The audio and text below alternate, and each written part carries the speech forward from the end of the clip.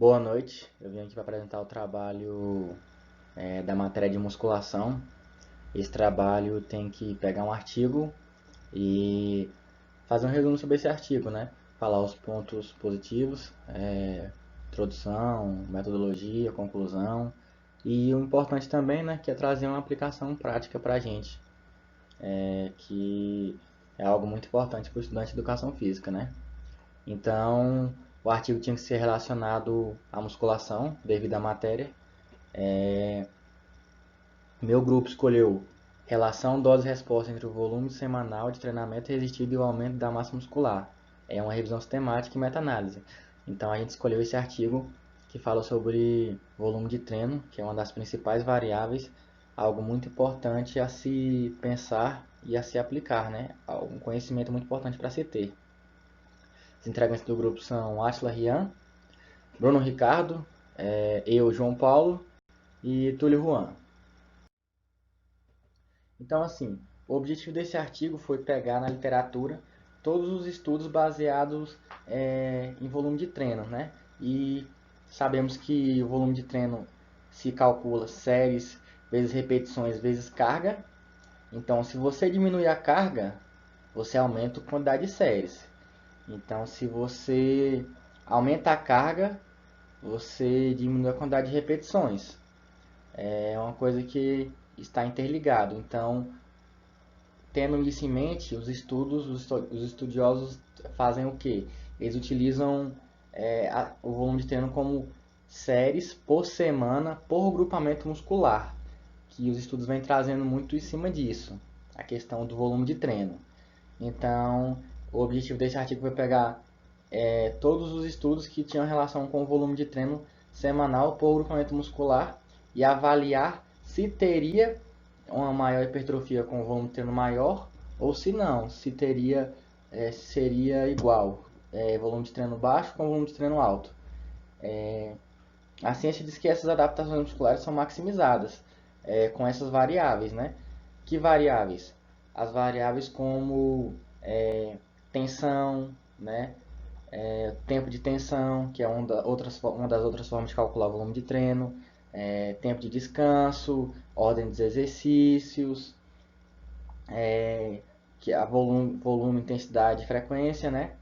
Então essas são as variáveis que a ciência traz para a gente que são importantes para adaptações maximizadas, né? Que seria um ganho hipertrófico maior com mudanças e alterações trabalhando em cima dessas variáveis através de uma periodização. Então, vamos lá. Metodologia desse estudo. Qual foi a metodologia? Como é uma revisão sistemática, ela é uma revisão de literatura. Então, os estudiosos pegaram vários artigos, separaram. Esses artigos tinham que ter o que? Eles tinham que ter a base na pesquisa do PubMed. E eram artigos apenas em inglês. Esses artigos foram separados e pegados para ser lidos. Então, os indivíduos tinham que ter 18 a 29 anos, 39 a 49 anos. Então, foi muito variável a questão da idade. Algo que foi essencial para o estudo foi que teria que ser exercício com 65% do RM ou mais para poder o estudo se encaixar. Então, através disso, eles separaram os estudos, foram feita a literatura e inicialmente começou com 1474 estudos. Foram muitos estudos, então os estudiosos foram realmente lendo, separando os estudos para poder pegar só os que se encaixariam. E no resultado final sobraram 15 estudos, apenas 15 estudos. Outra coisa muito importante a ser falada é que foi considerada uma categoria para a questão do volume de treino, sendo que, como eu já falei, era séries por semana por ocupamento muscular. Então, 5 séries, menores que 5 séries era considerado volume baixo, o volume médio era de 5 a 9 e o volume alto de 10 para mais. Isso é relacionado aos estudos, né, que foram separados. Não quer dizer que se engloba para o geral. Então, aqui temos também a questão da análise estatística, né? O que acontece aqui?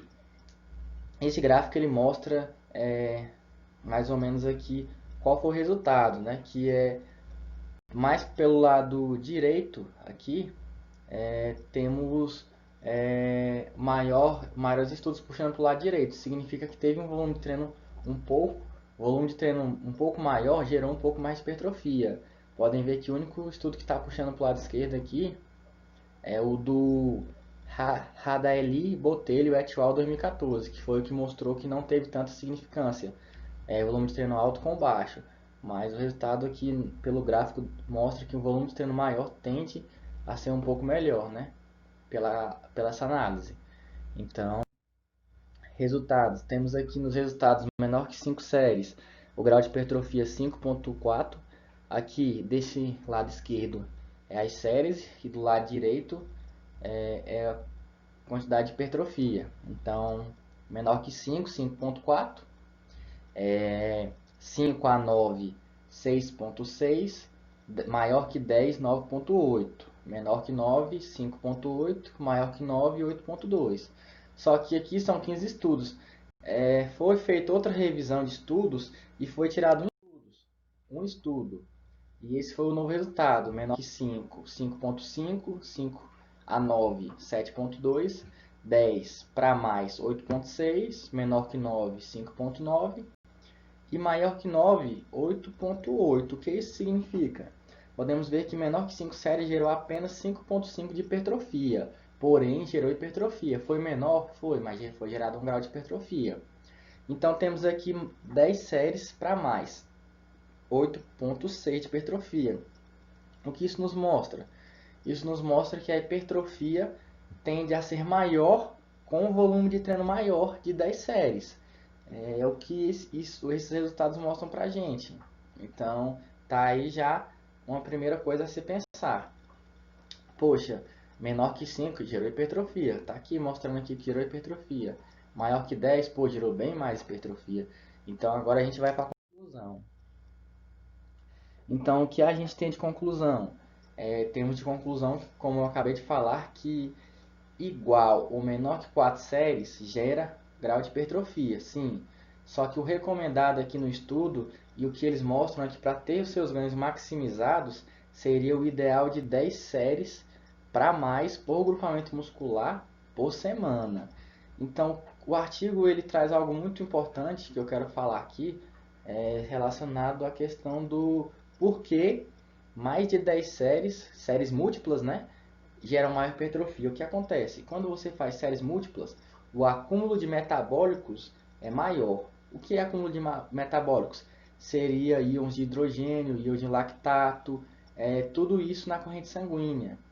O que acontece? Esses metabólicos eles refletem numa sinalização. Essa sinalização estimula maior síntese proteica. Se você tem esses metabólicos mais estimulante, mais tempo na corrente sanguínea, vai gerar uma maior estimulação. Comparado a menos séries, né, fazer um pouco volume, isso significaria que esses metabólicos seriam menos acumulados e passariam menos tempo na corrente sanguínea.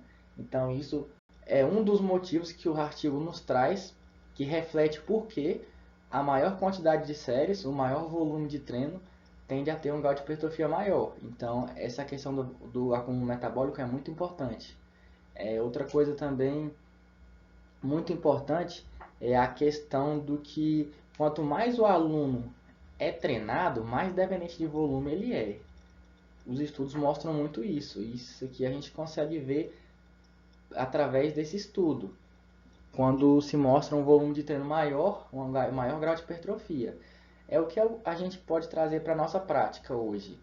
Poxa, o aluno ele quer ter um grau de hipertrofia iniciante, o que eu posso fazer? Eu posso com certeza aplicar começando de 10 séries, porque eu sei que aquilo ali já vai ter uma otimização da hipertrofia. Então, poxa, 10 séries, eu vou fazer o cálculo para 10 séries por semana.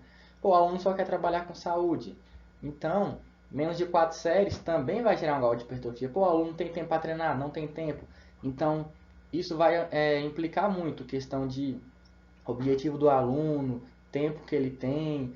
Mas esse artigo é muito importante para a gente aplicar na prática, porque ele mostra que você pode prescrever um treino baseado em ciência através do volume de treino, que é a principal variável. Então, essa é a conclusão. Maior que 10 séries semanais por grupamento muscular, gera um grau de hipertrofia otimizado, né? Maximizado um pouquinho. e até 4 ou menos pode até gerar também hipertrofia, gera um pouco de hipertrofia. Então essa foi a conclusão final. Agradeço aí aos integrantes do grupo e boa noite aí a todos. Valeu, professor.